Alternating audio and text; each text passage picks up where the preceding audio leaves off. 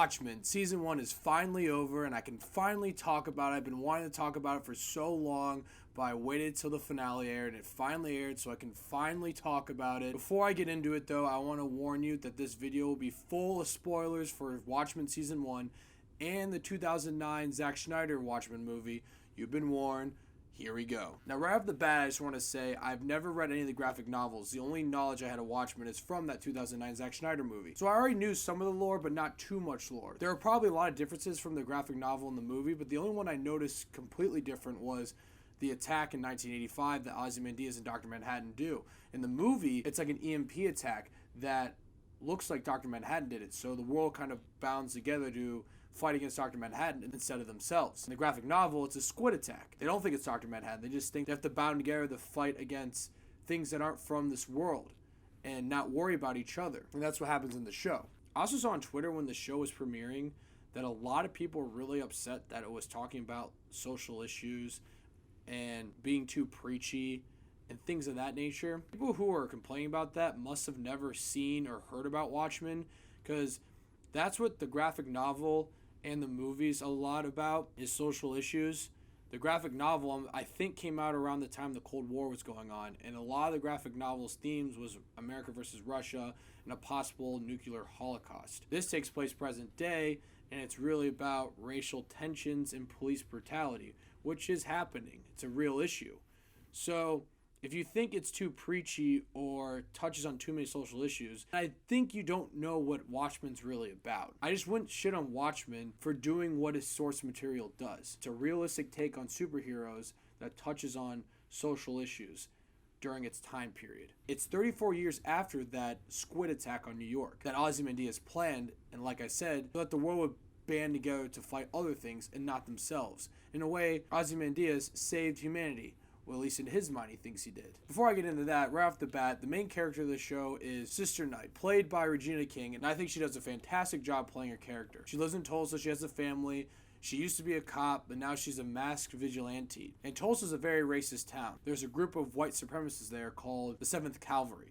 They're like the Ku Klux Klan. And right off the bat in the first episode, the chief of police gets murdered, and that's when I was hooked. Because when the first episode was premiering and going on, I was kind of like, what is this? I was kind of confused. The squids falling from the sky. I thought some of the writing was kind of cheesy. Then I saw Don Johnson getting hanged, and I was like, Jesus, I thought he was one of the main characters. I guess not, though. And then the second episode, the holy shit moment, was you find out that Don Johnson was part of the 7th Cavalry. He's part of this racist white supremacist group. This show has a lot of holy shit moments. Most episodes, there's a holy shit moment or what the hell is going on moment, because this show goes all over the place. If you watch the first episode and you predict the final episode, how everything wraps up perfectly without looking anything up, I would call the police, because you must be some sort of psychopath. The show is nuts. It goes all over the place. It goes in directions I would have never guessed. I think all the direction the show takes and all the risks, I think, pay off very well. I think it's really well done, and it's very interesting, and it's very unexpected. Another very interesting character besides Sister Night is Looking Glass. He has a very disturbing past. He was affected by the squid attack,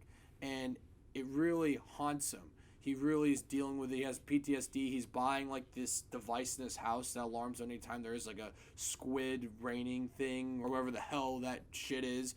But he starts freaking out whenever there is. He has a bunker and everything. I thought his character was very interesting. My issue though with his character was he has such a good arc and it progresses in such a good way. So like episode 6, I think, and then out of nowhere, he disappears until the finale. So his arc somewhat completes itself, but not really in episode 6. And then he disappears, you kind of forget about him, and then the finale shows up. He doesn't really do anything. He just holds a shotgun and he pukes a lot. He doesn't really do anything in the finale. I thought that was disappointing. And that's what I'll say. The show isn't perfect. I think it is really well written, really well directed. The acting's perfect, and there's a lot of things to love about the show. But the show isn't perfect, and that was one of my issues. But that was also another holy shit moment, is when Looking Glass finds out about Ozymandias' plan to save humanity was to kill 3 million people in New York. Dr. Manhattan's in on it, and all the Watchmen are in on it too. I knew that twist because of the movie and some of the lore. If you've never seen Watchmen before, that was probably like, what the hell is going on? Now I'm going to transition to Ozymandias' character arc. Now, when he was first in this like utopia place, I was kind of bored by it, just like, what is going on? That's what the show is. What the hell's going on? I just assumed he's hiding in like Europe, but maybe people found out, or maybe Dr. Manhattan banished him, said like, you have to go here so that no one finds out. You actually do find out, though, he's at a Jupiter moon. He's at a utopia that Dr. Manhattan created, because Dr. Manhattan was trying to create his own Adam and Eve, like his own world. Dr. Manhattan was disappointed by the world because all the creatures he created just wanted to serve him. And so he left. And so then about 24 years later, after the attack on New York, Dr. Manhattan goes to Ozymandias for help because he wants to be normal because he's with Angela.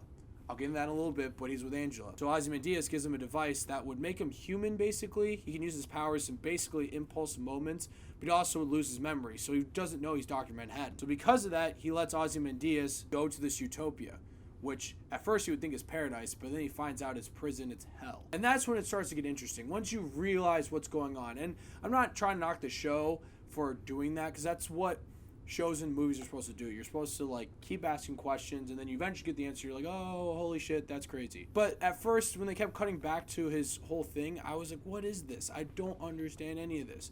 But then it starts to make sense, and it starts to click. Now back to Angela and Dr. Manhattan. That was by far my favorite episode of the whole show so far. It was the episode where Dr. Manhattan is sitting in the bar with Angela talking to her. It's like he's explaining things to her. It'll cut to like present day, or a little bit in the future, or in the past. It would all like connect, because Dr. Manhattan isn't really living the present. He lives in different time periods. So that episode 1 makes Angela's character way more interesting, Dr. Manhattan's character more interesting, Ozymandias' character more interesting, and then it starts to connect the dots for everything. Because like I said, this show is a lot of it is what the hell's going on, and then that episode really connects a lot of things, and it makes everything make sense, and it's so interesting, and it's so good. I really liked that episode a lot. And then the finale of that episode really felt like the season finale. It was emotional, it was sad. When the cavalry's attacking Angela's house and Dr. Manhattan just sort of sitting there, he knows he's about to get wasted. I thought that was a really powerful scene. I thought it was a really powerful episode. Also, a really good episode was the episode when Angela takes all the nostalgia pills from her grandfather.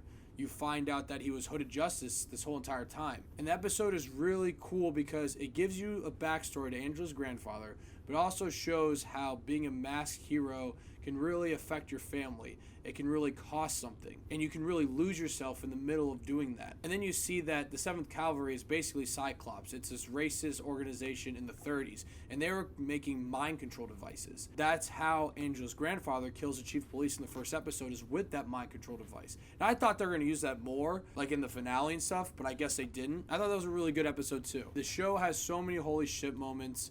Almost every episode does, and that's why it's so interesting and why you are hooked. You really need to pay attention to detail in the show, because a lot of the show jumps timelines, jumps stories, and it all connects if you pay close attention.